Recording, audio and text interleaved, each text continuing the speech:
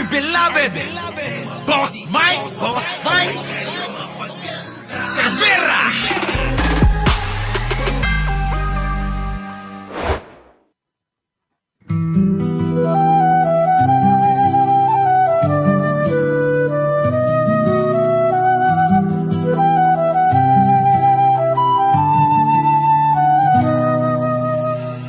Walang ikinabukasan ang mamgabata, kasi ang tinig nila ay tinakpan ng bala. Sa gabi sila'y sumisigaw, walang nakarinig. Sa umaga'y bangkay na pinatigom ang bibig. Kung batas ay hindi patas sa mahihirap, pagkat ang proseso ay hindi nahagilap. Mga may kapangyarihan lang ang malakas, tila piring ng hustisya ay butas. Sa dilim ng araw, sino ang lalaban? Sa mga nala, paano na ang katarungan? Sa bawat luha ng inang nagdadalamhati, sumpa ng hustisya, kailan ba mananatili? Sa dilim ng araw, sino ang lalaban? Sa mga nawala, paano na ang katarungan? Sa bawat luha ng inang nagdadalamhati, sumpa ng hustisya, kailan ba mananatili? Nagtanong lang, tinawag ng demonyo, hinulit, pinatay, parang hindi Pilipino. Mundo'y tahimik, takot ang naghahari, dahil sa presidenteng demonyong makapili. Ngunit di mawawala ang alaala, ipaglalaban natin ito hanggang makakaya. Sa bawat kandila, sa bawat dasal, hustisya ang isisigaw sa tulong ng may kapal.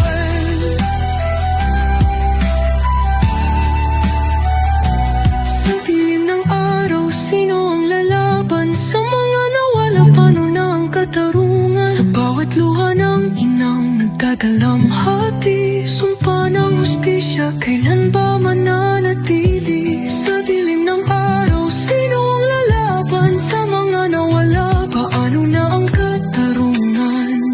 Sa bawat luha ng inang nagpadalamhati, nagtanong lang, tinawag ng demonyo, hinulit, pinatay, parang hindi Pilipino. Mundo'y tahimik, takot ang naghahari, dahil sa presidenteng demonyong makapili. Ngunit di mawawala ang alaala, ipaglalaban natin ito hanggang makakaya. Sa bawat kandila, sa bawat dasal, hustisya ang isisigaw sa tulong ng may kapal. Sa dilim ng araw, sino ang lalaban? Sa mga nawala, paano na ang katarungan? Sa bawat luha ng inang nagdadalamhati, sumpa ng hustisya, kailan ba mananatili? Sa dilim ng araw, sino ang lalaban?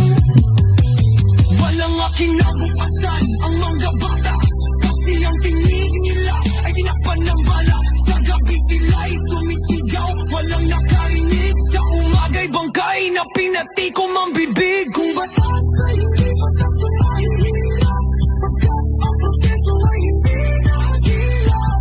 Mga may kapangyarihan lang ng malakas, tila piring ng hustisya ay butas. Sa dilim ng araw, sino ang lalaban? Sa mga nawala, paano na ang katarungan?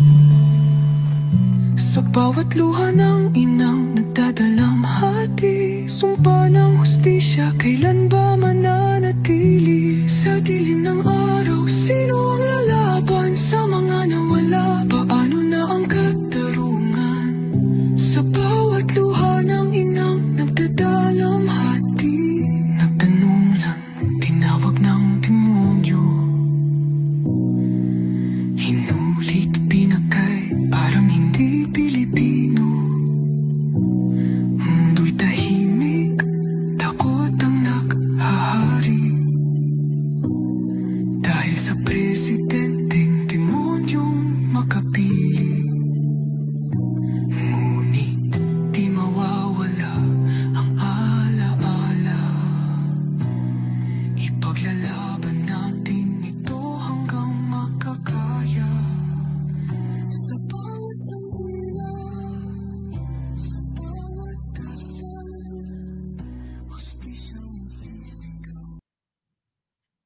noong 2016, nagsimula kaagad ang patayan. You have to shoot them dead. Kami noon sa Senado, sa oposisyon, iniisip namin ano ito nangyayari. Hinihinto ba ito? Kaso araw-araw, daan-daan ang namamatay. Naaalarma kami dahil bilang miyembro ng Senado, ang katungkulan namin ay pumuna ng mga kamailian na nakikita natin sa ating lipunan. Naghain kami ng resolusyon, hindi po ito panggugulo. Ito po ay isang checks and balance ng ating sistema na para siguraduhin na walang maglalabis ng poder sa iba't ibang sangay ng gobyerno. Itong economic advisor ni Duterte, isang drug lord. Nung panahon na yon, hindi alam ni Colonel Acerto ang ugnayan ni Michael Yang at ni Duterte. Kaya gumawa siya ng report. Nais niyang impormahan ang iba't ibang ahensya na ang malapit na advisor ni Duterte ay isang drug lord at baka hindi ito alam ni dating Pangulong Duterte. Kinalaunan, nung nalaman ni Duterte yung report ni Colonel Acerto, binaliktad niya. Nasangkot sa illegal na droga ang malapit na kaibigan ng Pangulo na si Presidential Economic Advisor Michael Yang. Tinukoy ni Acerto si Yang at isang Alan Lip na nasa likod ng nadiskubre nilang malaking Shabu Laboratory sa Davao noong 2004. Sabihin mo yung Michael Yang lalabas ni Acerto. Kaya totoo. Humingi ng tulong si Acerto sa isang religious group dahil may plano umanong ipaligpit siya sa halagang 15 milyong piso. Nila Edgar Matubato at Arturo Las Cañas ang mga naging basihan ng unang communication na naisampa sa International Criminal Court. Si Arturo Las Cañas, masasabi ko na meron siyang photographic memory. Kaya nung siya ay in-interview na ng ICC investigators, isang linggo siyang na cross-examine. Sinubukan talaga, balibalik ta rin yung kanyang testimonya, pero pare-parehas ang lumabas na mga detalye. Ilang mga specific cases ng murder ang isinama niya sa kanyang 186-page affidavit kung sino yung mga miyembro ng hit squad, sino yung nag-drive ng getaway vehicle, gamit na pagpatay, saan pinatay, dinala at nilibing. Ganun kadetalye ang kanyang affidavit. Yung transition from the Davao Death Squad to the National Death Squad. Yung template sa Davao, kung paano nila ginawa, ganun din ang gagawin. Meron silang reward system para maenganyong pumatay itong mga members ng Davao Death Squad. Bawat ulo may presyo. Small targets, 5,000, 10,000. Pagka malalaking mga targets, meron 50,000, may 100,000, hanggang 300,000 dun sa isang pinapatay nila. Binibigyan sila ng picture, binibigyan sila ng address, binibigyan sila ng target, tapos pinupuntahan nila at pinapatay nila. Cañas. Siya ay kinwestiyon ng NBI agents, tinitignan kung totoo ang kanyang storya at dito na nga mas lumalim yung investigasyon. Yung lahat ng mga pinangalanan ni Mr. Matubato na mga miyembro ng Davao Death Squad, na mga miyembro rin ng Philippine National Police, ito ay pinatawag namin sa Senado. Itong si Sergeant Arturo Las Cañas, kinalaunan, siya ay umamin na totoo nga lahat ng mga sinabi ni Edgar Matubato at mas marami pa siyang sinabi tungkol sa Davao Death Squad. I would like to ask for an apology and understanding of what I have said because I'd like all the testimonies of Edgar Matubato against myself. Sila talaga ang nag-organisa ng Davao Death Squad under Mayor Rodrigo Duterte. Times noong 2017, nasa kustodiya na raw ng ICC o International Criminal Court si Las Cañas na nagbibigay proteksyon sa mga testigo.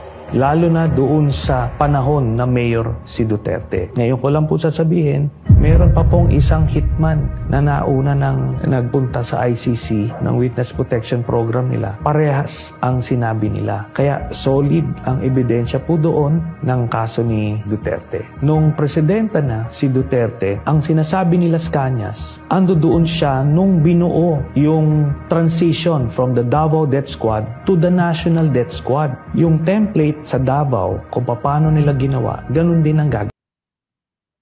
Noong 2003, noong nakilala ni Mr. Las Cañas si Michael Yang, Sammy Uy at Charita. Ito ay inendorso sa kanila ni Duterte na poproteksyonan nila. Nakita nila na itong mga Chinese drug lords na ito nag-i-import ng mga chemicals na pangbuo ng mga shabu. Ito ay nag-i-export papunta sa ibang bansa, ginagamit ito pang supply, pambenta. Ito ay raid ni then Captain Asierto at pinagpapatay nila yung mga Chinese chemists na doon. At meron pa silang inilabas na siyam na Chinese na galing din doon sa Shabu Laboratory na inutusan sila ni Duterte na patayin lahat. Mr. President, you ordered the killing of Mr. Alan C. along with the 10 other companions. That is not true. That is a joke. Grabe mga kababayan, oo. Magandang umaga, magandang hapon at magandang gabi sa amandako ng mundo. Naroon kayo, syempre, magandang buhay na rin para sa ating lahat. Kita nyo naman mga kababayan, yan po yung panahon na walang Diyos. Oo, nung panahon po ni Digong. Ano po? Yan ang ating tatalakayin sapagkat napapanahon ng anong tawag ngayon? Mahal na araw, ano? Kaya mga kababayan, oo, sample pa lang yan. Napakarami pa nating ipapakita at ipipresenta sa inyong mga video. Oo, yung episode natin ngayon ay balikan natin ang malagim, karimari-marim na iniwan ni Digong. Ano po? Abay, bakas na bakas pa rin. Lahat po yan mga kababayan. Ayan na nga. Ha? Yan na ho yung naging dahilan ng kanyang pagkakahawla. Saan? Sa ICC. So eto mga kababayan, puntan natin itong mga video na patotoo ni Senator Trillanes, Mayor Trillanes ngayon sa Caloocan. Ano? Eto na, umpisan natin dito. Pero bago ang lahat mga kababayan, ha, huwag niyong kalimutan na mag-like, mag-share at mag-subscribe. Ano po? O, eto na mga kababayan, talakayin natin. Pasok! Noong 2003, noong nakilala ni Mr. Las Cañas si Michael Yang, Sammy Uy at Charita. Ito ay... Grabe no, matatagal na pala itong magkakasama. 2003 pa. Ah, mga kababayan? Eh karamihan sa inyo, batang-bata pa. Ano po? Oh, tuloy. Inendorso sa kanila ni Duterte na poproteksyonan nila. Nakita nila na itong mga Chinese drug lords na ito nag-i-import ng mga chemicals na pangbuo ng mga shabu. Ito ay nag-i-export papunta sa ibang bansa, ginagamit ito pang supply, pambenta. Ito ay raid ni then Captain Asierto at pinagpapatay nila yung mga Chinese chemists na nandoon. At meron pa silang inilabas na siyam na Chinese na galing din doon sa Shabu Laboratory na inutusan sila ni Duterte na patayin lahat. Oh, grabe talaga si Digong ano? Grabe, mga kababayan, walang kwenta ang buhay ng tao. Mr. President, you ordered the killing of Mr. Alan C. along with the 10 other companions. That is not true. That is a joke. Nako! Oh, ano, Boss Mike, kaya pala itim ang ginamit na kulay ni Sarah. Dahil pusit siya, oo nga. Oo, ganun talaga yon eh. Kulay pusit eh. Oh, tuloy, next. New York Times noong 2017, nasa kustodiya na raw ng ICC o International Criminal Court si Las Cañas na nagbibigay proteksyon sa mga testigo. Lalo na doon sa panahon na mayor si Duterte. Ngayon ko lang po sasabihin, meron pa pong isang hitman na nauna ng nagpunta sa ICC. Oh, may nauna na? Sino yung nauna? Hindi natin alam to, no, mga kababayan? Oh, may nauna na daw po na nag-testigo sa ICC na hitman ni Duterte. Ah, mga kababayan? Kaya siguro mga kababayan, matibay na matibay nung ebidensya at nakita ng ng mga taga-ICC, etong kung ano-anong mga nagpapatotoo na to, no?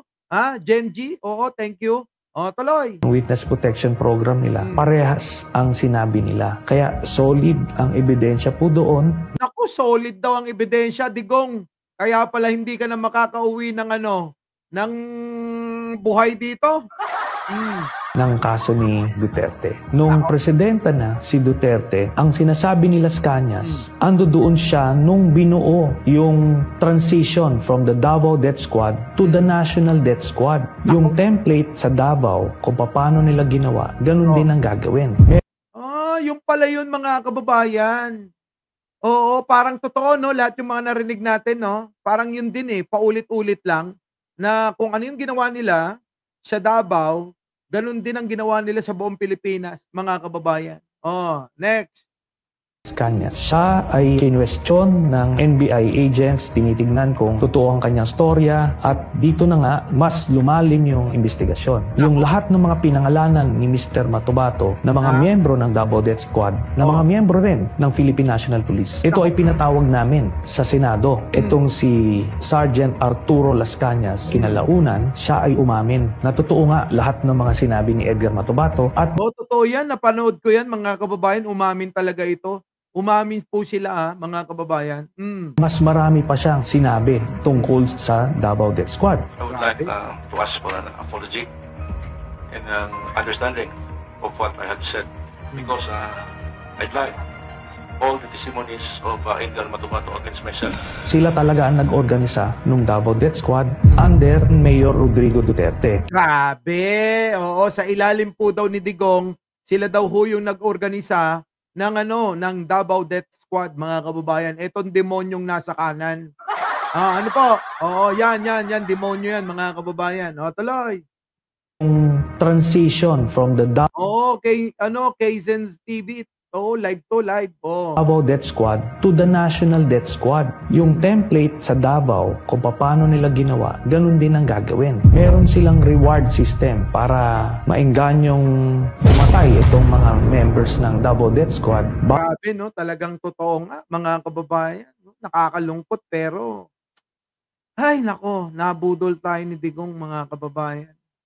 Oo, eto ho yung panahon na tayo'y umaasa na mabago ni Digong ang sistema ng ating bansa, pero nagkamali at saliwa. Kabaliktaran po yung nangyari.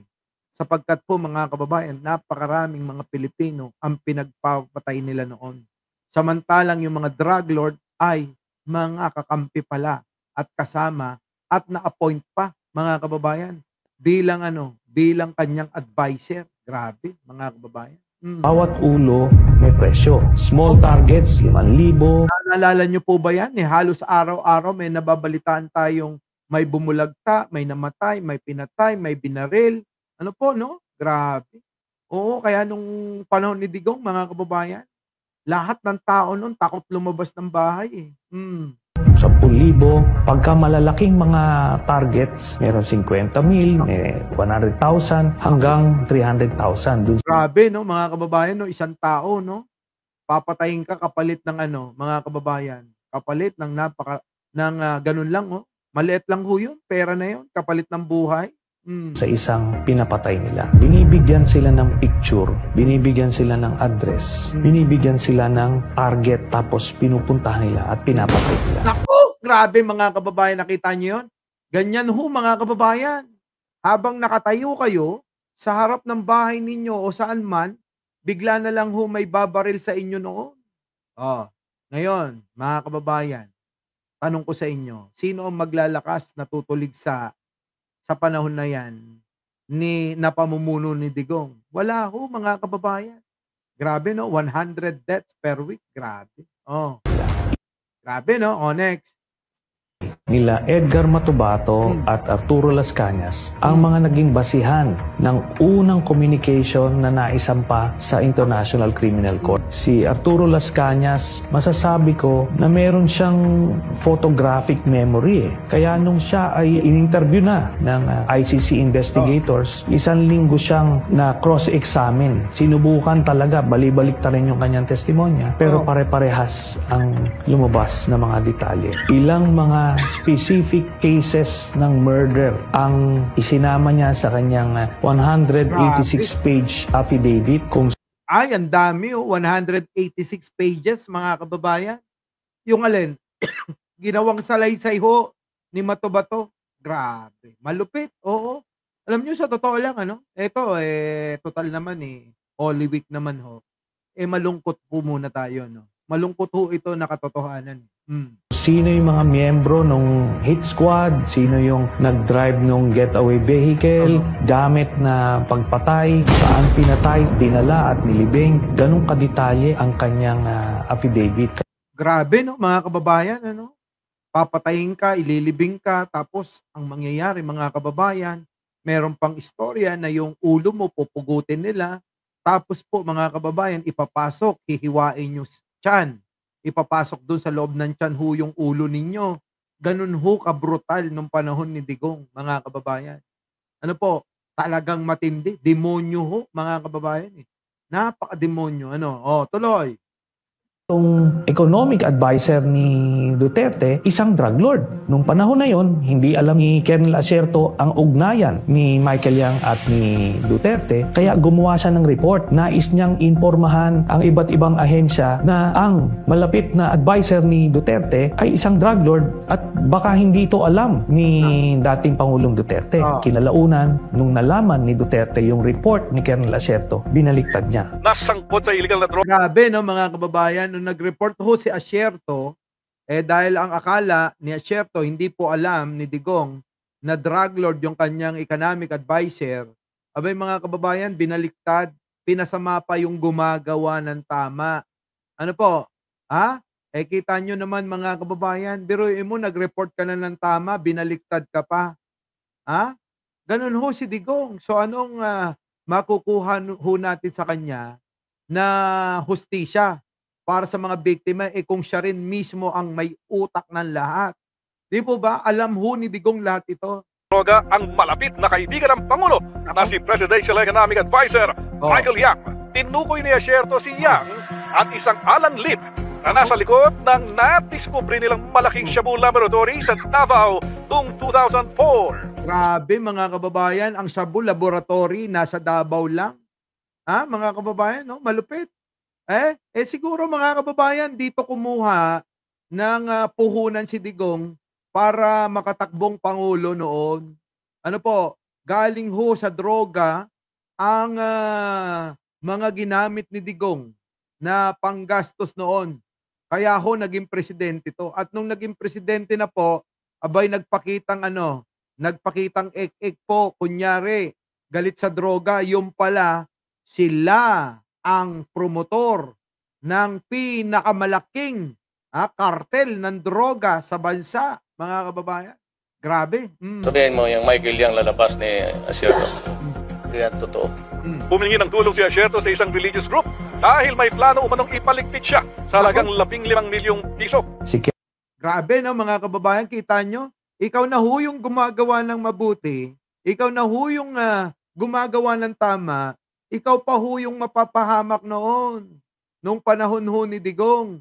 Kapag kumontra ka kay Digong, at kahit totoo pa yung iyong mga sasabihin, at ibubulgar, malamang at sa malamang, kayo'y mapapahamak noon. Hindi ho titingin si Digong. Saan? Kung tama ka o mali ka. Ang mahalaga, maprotektahan niya yung negosyo nila, at syempre, yung mga incheck na mga kababayan.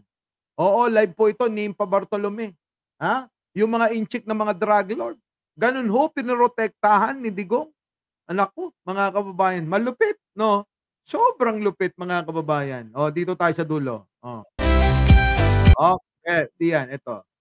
Nung naging presidente. Yan, ito, mga kababayan. Noong 2016, nung naging presidente, si dating Pangulong Rodrigo Duterte, isa sa mga unang appointees niya ay si Michael Yang. Bakit ba laging nakadikit po si Michael Yang kay Digong?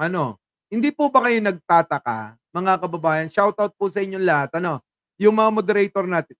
Yung mga moderator po natin dyan, baka naman po. Oo, nabusog ako Oo, kaya dinidighay ako. Yung mga moderator po, pakibati po yung ating mga bisita, no? Tuloy. Noong 2016, nung naging presidente, si dating Pangulong Rodrigo Duterte, isa sa mga unang appointees niya ay si Michael Yang bilang economic advisor. Kaya dito, magtataka tayo, bakit isang Chinese citizen ay gagawing economic advisor ng isang presidente? Kinalaunan, nakita namin kung bakit niya to ginawa para masabi niya sa buong bürokrasya, sa AFP, PNP, PDEA, na protektado niya ito, tao niya ito, si Michael Yang. Grabe, no, mga kababayan, yung pala yun. na kailangan, economic advisor ko 'to, wag niyong gagalawin ito. Kapag ginalaw niyo 'to ay malilintikan kayo. Ano? Grabe. Antindi ni Digong mga kababayan. Tapos ang mga pinagpapatay noon mga kababayan, yung mga maliliit nating mga kababayan na mahihirap, hindi kayang ipagtanggol yung mga sarili nila, no? Malupit. Noong 2017, ito na ngayon si Colonel Asierto. Siya yung Captain Asierto na nag-raid noong 2004 doon sa Shabu Laboratory sa Davao City. Binalikan niya itong kanyang asset na nagbigay sa kanya ng info tungkol doon sa Shabu Laboratory na yon at sinabi na si Michael Yang, isa rin sa nasa likod doon sa Shabu Laboratory doon. So, kita nyo, si Michael Yang na naman mga kababayan. Michael Yang ng Michael Yang po eh. Wala hong ibang tinutukoy dito kundi siya nang siya eh. Tuloy. Matubato at ni Las Cañas na kung ang sinabi sa kanila ay ito ay pusher or drug addict, sa totoo lang hindi nila alam kung ano yung sinusubo sa kanila. Nung binuo sila, ito ay paniniwala nila na sila ay nakakatulong sa lipunan, na nililinis nila yung mga dumi ng lipunan. Pero kinalaunan, namomotivate na sila doon sa reward. Kaya dahil sa tiwala nila kay Duterte, akala nila lahat ng yun ay totoo. Kita nyo mga kababayan, demonyo talaga to si Digong eh. Until napapaisip sila kung totoo ba talagang mga salot sa lipunan yung pinapatay. Kasi meron silang pinatay na isang pamilya. Yan, isang pamilya. Nakwento ho yan ni Matubato, mga kababayan, ay ni Las Cañas. Ni Las Cañas, mga kababayan. Ito ho yung isang pamilya na minasakar nila, pati bata, pinatay nila. Wala hong patawad si Digong, mga kababayan. Kailangan pag inutos niya, gawin mo, kung hindi, ikaw papatayin niya. 'Di ba? Grabe, no? Isang pamilya. Ayan ho, ganyan ho mga eksena noon, no? Mga kababayan, ganyan ho ang mga eksena noon. Puro sama, hinanakit. Yan nga ho yung panahon na walang Diyos. Paano pinamumunuan tayo nun ni Satanas? Mag-asawa, may buntis na babae. Grabe, no? Mag-asawa, buntis na babae. May anak na bata. Grabe. May anak na bata. Kaya doon sila nagtatanong, ano ba itong nangyayari talaga? Ano ba itong nangyari talaga? Siyempre, yung ginagawa ninyo ay si Digong lang ang may pakana at kayo bilang bilang binabayaran sa mga ginagawa nila mga kababayan, wala. Wala nang tanong-tanong. Hanggang sa maano na lang nila sa sarili nila, tanungin nyo sarili nila na mga kababayan. Ano pa ba itong ginagawa natin? Puro na lang patay-patay dito. Grabe. Tuloy. Buong kwento ko. Noong 2016, nagsimula kaagad ang patayan. You have to shoot them dead. Grabe, no, mga kababayan. Kaya sino lalabas ng bahay no ng gabi? Sabi nila malaya kang maglakad tuwing gabi. Mga unggoy. Sino ang lalabas ng gabi noon? 'Di ba? Walang lalabas ng gabi kung ayaw mo na matulad diyan sa mga yan, no? Tuloy. Kami noon sa Senado, sa oposisyon, iniisip namin ano ito nangyayari. Nihinto ba ito? Kaso araw-araw, daan-daan ang namamatay. Grabe mga kababayan, araw-araw, daan-daan ang namamatay.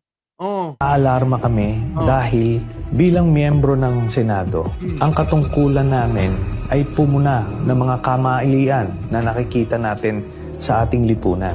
Pero ano nangyari kay Trillanes, mga kababayan? Hindi po ba ang nangyari kay Trillanes, nabaliktad pa nila? Bakit ho, mga kababayan? Sino ho ang magtatanggol kay Trillanes noon na vlogger? Wala hong magtatanggol. Bakit ho? Gusto nyong masama sa mga pinapatay nila? Di tumahimik ka na lang. Di po ba, mga kababayan? Grabe, malupit. Naghain kami ng resolusyon, hindi po ito panggugulo. Ito po ay isang checks and balance ng ating sistema na para siguraduhin na walang maglalabis ng poder sa iba't ibang sangay ng gobyerno. Pero ang tapang ni Trillanes noon, kung inyong ngayon, maiisip, napagtanto nyo po ba na napakatapang ni Trillanes noon? Pero inyo, binangga niya si Digong sa kabila ng napakaraming mga kakampi, mga pulis na nakaprotekta kay Digong. Oh, ano nangyari mga kababayan? Abay, pati yung mga pulis pinahamak ni Digong. Meron nga ako nakausap kanina eh. Ano po? Yung mga kawani ng gobyerno napapahamak dahil sa kanila. Ha? Mga kababayan, nakaw sila ng nakaw, mga kababayan, tapos ang napapahamak yung mga yung mga taong mga nautusan, yung mga taong naghangad ng malaki na pera. O tulad ho nung sino, ni Lau, saan? Yung nakakulong na yung undersecretary na si Lau. 'Di ba? Diyan sa may Parmali nakakulong na ngayon. Ganun ho. Kumita ng malaki itong si Digong, tapos malalaglag at ang mapapahamak yung mga sumunod lang sa mga utos niya. Ay nako, matindi mga kababayan, no? Matindi po ito. Oo, hindi pa lang po 'yan mga kababayan, marami pa po 'yan. At gusto ko nga ho ito sana mapanood nyo ng buo na maayos yung pagkakasalasalansan. Dahil po mga kababayan, mahalaga po ito, no? Mahalaga po ito na malaman ng marami sapagkat mga kababayan, ngayon ko lang ho natin ito napapanood. Ano po? Dito tayo. Nasaan na? Nasaan na Boss Mike? Dito. War on dito. 1. Itong economic advisor ni Duterte, isang drug lord. Nung panahon na yon, hindi alam ni Colonel Acerto ang ugnayan ni Michael Yang at ni Duterte. Kaya gumawa siya ng report. Nais niyang impormahan ang iba't ibang ahensya na ang malapit na advisor ni Duterte ay isang drug lord at baka hindi ito alam ni dating Pangulong Duterte. Kinalaunan, nung nalaman ni Duterte yung report ni Colonel Acerto, binaliktad niya. Nasangkot sa illegal na droga ang malapit na kaibigan ng Pangulo na si Presidential Economic Advisor Michael Yang. Tinukoy ni Acerto si Yang at isang Alan Lip na nasa likod ng nadiskubre nilang malaking Shabu Laboratory sa Davao noong 2004. Sabihin mo yung Michael Yang lalabas ni Acerto. Hindi yan totoo. Humingi ng tulong si Acerto sa isang religious group dahil may plano umanong ipaligpit siya sa halagang 15 milyong piso. Si Grabe, no? sa oposisyon, iniisip namin ano ito nangyayari. Hinihinto ba ito? Kaso araw-araw, daan-daan ang namamatay. Si Sergeant Arturo Las Cañas ay isa sa mga leader ng Davao Death Squad. Nagmamatigas nun at dinidinay niya lahat ng mga paratang sa kanya. Namatay din ito sa Davao City. Your Honor, I think I'm not in a position to answer. During the investigation, lumabas po si Mr. Edgar Matubato. Siya ay isang original member ng Davao Death Squad nung umalis siya dahil napagbintangan siya na siya ay pumatay sa isang personalidad. Dahil sa bintang na ito, si Edgar Matubato ay tumakas papuntang Maynila at nag-walk-in siya sa Department of Justice noong 2014. Bakit po nandito kayo? Para malaman ng taong bayan ang ginawa namin sa Davao City. Laka, mga kababayan, tapos hindi natin to pinaniwalaan Mga kababayan, hindi natin to pinaniwalaan. Bakit ho paniniwalaan? Wala naman hong magtatanggol sa mga yan. Di po ba? Bakit ho? Puro mga DDS lang ho ng mga vlogger nun eh. Wala hong iba, puro DDS lang. Lahat sila, mga kababayan. Ang pinagtatanggol lang si Digong noon. Kapag kumontra ka, magagaya ka sa ABS-CBN. Magagaya ka sa Rappler. Magagaya ka kay Maria Ressa. Nako, mga kababayan. Matindi. Para mabigyan ng katarungan yung lahat, yung namamatay ng mga inosente. Grabe, no? Mabigyan ng katarungan ang lahat ng mga namatay na inosente. Siya ay kinwestiyon ng NBI agents, tinitingnan kung totoo ang kanyang storya at dito na nga mas lumalim yung investigasyon. Yung lahat ng mga pinangalanan ni Mr. Matubato na mga miyembro ng Davao Death Squad, na mga miyembro rin ng Philippine National Police. Ito ay pinatawag namin sa Senado. Itong si Sergeant Arturo Las Cañas, kinalaunan, siya ay umamin na totoo nga lahat ng mga sinabi ni Edgar Matubato at mas marami pa siyang sinabi tungkol sa Davao Death Squad. I would like to ask for an apology and an understanding of what I had said because I'd lied. all the testimonies of Edgar Matubato against myself. Sila talaga ang nag-organisa nung Davao Death Squad under Mayor Rodrigo Duterte. At nila kay Duterte, akala nila lahat ng yun ay totoo. Until napapaisip sila kung totoo ba Grabe, kita nyo mga kababayan, ano?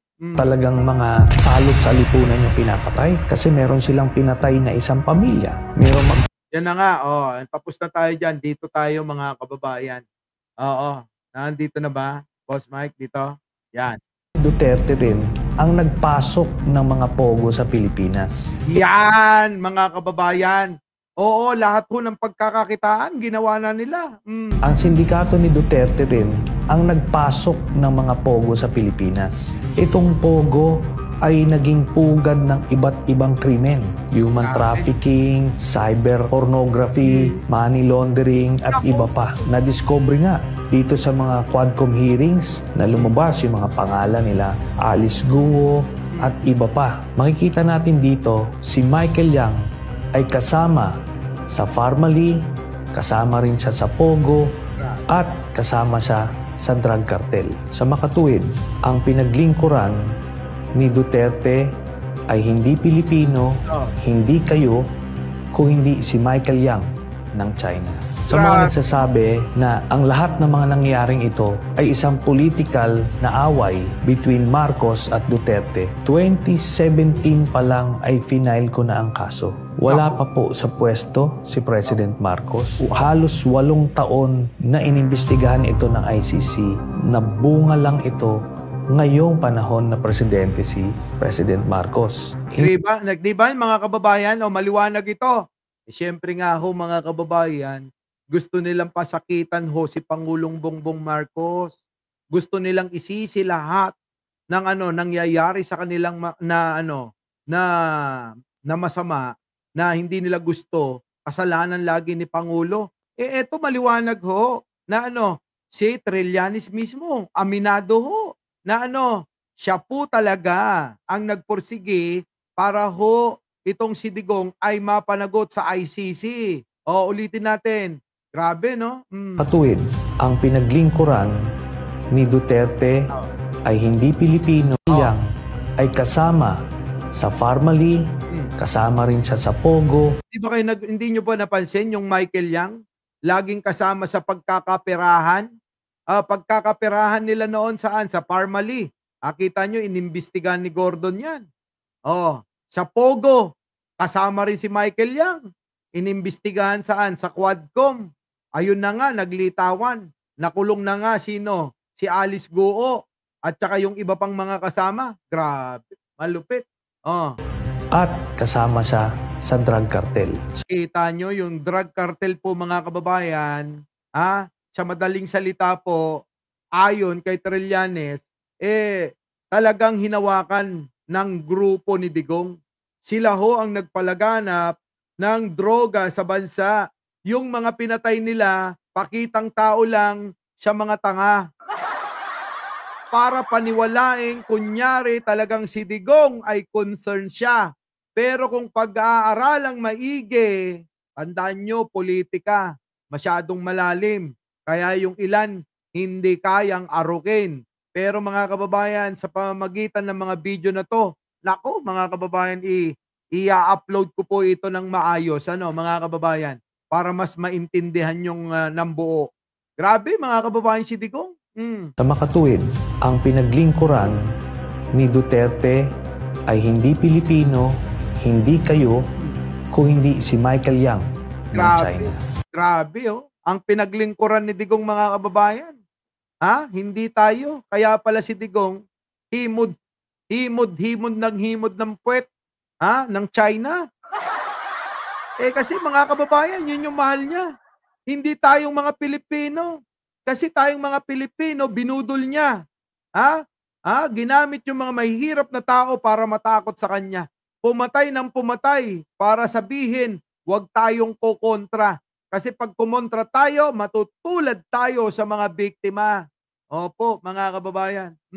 Sa mga nagsasabi na ang lahat ng mga nangyaring ito ay isang political na away between Marcos at Duterte, 2017 pa lang ay final ko na ang kaso. Kita nyo? Yun yung pinapalabas nila, away daw ng Marcos at Duterte. Pero ano sabi ni Trillanes? 2017 pa lang, final niya na daw po. Ayan kita nyo? Final niya na daw po. Bakit nyo sinisisi si Pangulo? Mga buang kayo. Wala pa po sa pwesto si President Marcos. Wala pa. 2022 ho na halal si Pangulo 2022 po yun. Halos 8 taon na inimbestigahan ito ng ICC. 8 taon na inimbestigahan ng ICC. Kaya tuloy, nagkaroon ng resulta, yung pag-iimbestiga, kaya nagkawarant. Sino? Si Digong nyo. Kita nyo mga kababayan, grabe. Tuloy. Nabunga lang ito ngayong panahon na presidente si President Marcos. Nagbunga, ibig sabihin, sa panahon ni Pangulong Bongbong Marcos, nagkaroon ng katuparan ng bunga yung paghihirap at pagpoporsigi ni Trillanes. Ano sabi ni Trillanes noon? Pag wala ka na sa presidente Duterte, ipapakulong kita, sabi ni Trillanes. Nagkatotoo mga kababayan ipakulong nga talaga So ngayon mga kababayan, wag na kayong magtaka kung sa isang araw, sa isang linggo, sa isang buwan, si Bato naman o kaya si Bongo ang alin, kasunod dyan. Ano po? Nako, mga kababayan ko. Hindi po ito panggigipit kay Duterte, kundi isa po itong katunayan na mayroong hustisya sa mundo. Yan po. Isa ho daw katunayan na may hustisya sa mundo, hindi lang ho dito sa Pilipinas. Tuloy. War on drugs. Ito ay ginawa lang ni Duterte. Grabe mga kababayan. Sa bagay mga kababayan, matagal na natin ito sinasabi. Hindi totoo ang war on drugs ni Digong. Opo. Ginawa lang nga ito, sabi ko nga, para takutin tayo pakinggan ninyo maigi. Hindi totoo ang war on drugs. Ito ay ginawa lang ni Duterte para panglihis dun sa intention niya na i-monopolize or i-control ang drug trade dito sa bansa. Sabi, kita nyo, i-monopolize. Na-monopolize po, minopolize ni Digong, mga kababayan, ang kartel ng droga sa bansa. Ibig sabihin, bawal kayong bawal kayong magbenta. Si Digong lang ang pwede, yung grupo niya. Grabe, no? Matindi. Para lang mga kababayan, para kumita sila ng pera. Ang daming pera mga kababayan Di ba? Sabi nga ni Arnold ginawa ng lutuan ng shabu. Ang Davao, kita nyo naman. Ultimo munisipyo nila. Puro addict daw. Grabe. Tuloy. Sa na-discover namin na mga impormasyon, ito ay naibigay sa akin noong 2016 ay yung bank accounts ni Duterte at ng kanyang pamilya. At kita nyo, ano na nangyari dyan sa hamunan? Sabi ni Digong, pipirma daw. Natapos na't lahat at nakuha na ng ICC si Digong. Hanggang ngayon, wala pa rin yung waiver na pipirmahan. Sabi niya, willing akong pumirma. Pero nangyari? Di ba wala? Hindi pumirma? Mga DDS, magtaka. Magtaka kayo, bakit sinabi niya pipirma siya, pero bakit hanggang sa ngayon nahuli na? Wala pa rin pinipirma ang waiver para makita natin kung totoo ba o hindi yung mga aligasyon ni Mayor Trillanes sa kanya. Wala ho Di po ba? Ano nangyari? Meron ba? Wala. Walang napirmahan. Naghamon pa ng sampalan ng puta. Yung pala, hindi rin pipirma. Natandaan nyo po yon, mga kababayan? Naghamon pa siya ng sampalan. Saan? Sa investigasyon. Saan? Sa Kongreso, mga kababayan. Malupit, no? Ang nilalaman nito ay nakakagulat. Nakita namin na daang-daang milyon ang pumapasok sa mga accounts ni Duterte. Grabe, daang-daang milyon mga kababayan. Sarap, mga kababayan. Ang sarap ng may mga daan-daang milyon ang pumapasok. No? Ibang klase. Oh. Joint account si Sara Duterte. Ala ka, naka-joint account pa si Sara Duterte. Dalawa sila, mga kababayan. Kaya siguro binantayan ni Sara Duterte si Digong. Ano? Ha? Kaya siguro binantayan ni Sara Duterte ng kay tagal-tagal dun sa dahig. Ano po? Oh, di ba? Ilang halos isang buwan si Sara doon. Ha, mga kababayan? Di ba? Salome Ramirez, thank you naman. At si Pangulong Duterte. Every 6 months, may pumapasok na dividendo galing kay Sami Uy. Ako, grabe, Sami Uy, mga kababayan, may pumapasok daw na kita, pera. Grabe, Digong, antindi mo. Punta sa accounts ni Duterte, ni Sara, Baste, Pulong at Hanilet. Lahat Grabe, pati si Hanilet! Hanilet naman! Kaya naman pala! Putik na yan! Tumatanggap ka rin daw ng pera! Ha? Pantay-pantay ang pagmamahal ni Digong sa mga anak niya. Kasama na yung pangalawang asawa. Pero tayong mga Pilipino, pinagkaitan niya. O, totoo yan, mga kababayan, ha? Grabe, no? Malupit! Ang lupit-lupit nila. Joint account si Sara Duterte at si Pangulong Duterte. Every 6 months, may pumapasok na dividendo galing kay Sami Uy. Grabe, may pumapasok daw ho na dividendo, kita ho yan. Papunta sa accounts ni Duterte, Ako, ni Duterte, ni Sara, Baste, si Baste, kaya naman pala mga kababayan Ha? Oy, Baste, kasama ka raw. Oh. Pulong at Si Pulong din. Oh, sino pa? Hanilet. Lahat Hanilet din, mga kababayan. Grabe si Hanilet. Opo. Ang lupit-lupit mo, Hanilet. Sobra. Oh. Grabe, no? ito tumototal ng 40 to 55 million every 6 months. Grabe, mga kababayan, ang daming pera. Every 6 months, milyon-milyon ang kinikita. Di ba, Maki? Oo, grabe. Ang sarap ng buhay nila, mga kababayan. Samantalang tayo, konting awa, hindi pa nila binigay. Pinagkait pa. Buong pamilya ng Duterte ay kumikita sa illegal drugs. Grabe! Buong pamilya ng mga Duterte ay kumikita sa illegal na droga na sabi niya, in 3 to 6 months, wala na droga. Yung pala, mga kababayan, wala nang drogang ibebenta ng iba. Oo, dahil sila na lang ang magbebenta. Grabe. No? Matindi. Antindi, mga kababayan. Malupit ito. Ibang klase itong expose na to, mga kababayan. Ha? Next. Las Cañas ay isa sa mga leader ng Davao Death Squad. Nagmamatigas noon at dinidinay niya lahat ng mga paratang sa kanya. Namatay din ito sa Davao City. Your Honor, I think I'm not in a position to answer, Your Honor.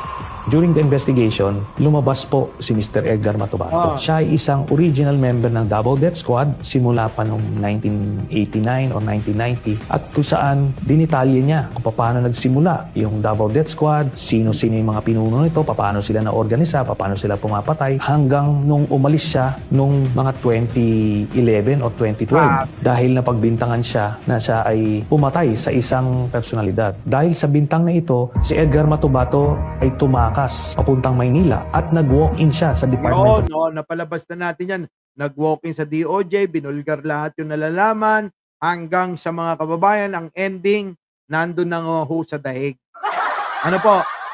Eto, mga kababayan, ano na nangyari? Pagkatapos ng lahat ng ito, mga kababayan, eto na. Ano ba itong mga ito? Rally nila, sila na rally. Nirarally nila, Boss Mike. Eto, tignan mo, panoorin mo. Ang sinisigaw na pagka pumayag tayo na mangyari yun kay Pastor Kibuloy, merong mas malaki silang gagawin na sigurado ako ikagugulat nating lahat. Ano yun? Oh, ano yung kagugulat? Oh, next. Ito ba yon? Maharap sa inyo Oh, at mahigpit na makikiusap. oh. Suportahan po ninyo ang Duterte. 12 seconds later. Nga, walang tao, mga kababayan. Di ba? Walang tao. Grabe, no? Oh, di ba? Sino ngayon ang magmamahal sa inyo, mga damuho kayo? Ngayon, mga kababayan, dito nyo nalaman, ano? Oo, ano lang natin, isasalansan natin na maayos ito. At i-post ko na lang, ano? Para mas maunawaan nyo maigi. Kayo na mismo mag-analisa. Opo, ha? Grabe, matindi. Matindi, mga kababayan. Ay, eto, sabi ko nga kaya nga panahon na walang Diyos to eh. Bakit, mga kababayan? Minumura nga niya yung Diyos eh. Paano magkaka-Diyos? Kawawa tayong mga Pilipino. Kinawawa tayo ni Digong. Iba pa yung iba pa yung pag-utang niya ng trilyon-trilyon. Tanungin niyo kung saan napunta yun, mga kababayan. Daming pera nun. Kita sa Pogo, kita sa droga, kita sa Parmali, kita sa PhilHealth, kita sa DPWH, lahat ng pagkakakitaan kinanya nila. Kaya daw, mga kababayan, merong Davao Group. Ano yung Davao Group, mga kababayan? Yung Davao Group daw, di umano, ay eto po, yung nagmamanipula ng lahat ng mga illegal, na mga pinagkakakitaan nila. Pati pa, mga kababayan, yung mga proyekto na pinagkakakitaan nila, lahat ng project pinagkakitaan nila. Hindi pa nagkasya. Hindi pa nagkasya sa droga, hindi pa nagkasya, mga kababayan, sa mga sa mga confidential fund nila, hindi pa nagkasya doon sa mga kickback nila. Kita nyo? Abay, pinasok pa rin pati Pogo. Lahat ng kasakiman. Lahat ng kasakiman sa pera. Kita nyo, pansinin ninyo. Kahit pamilya nila, hindi na nila napagsama-sama. Dahil dito, sa abala. Saan, mga kababayan? Sa pagkamal ng kwarta. Diba? Malupit. Mga kababayan? Ang lupit-lupit. Our beloved Boss Mike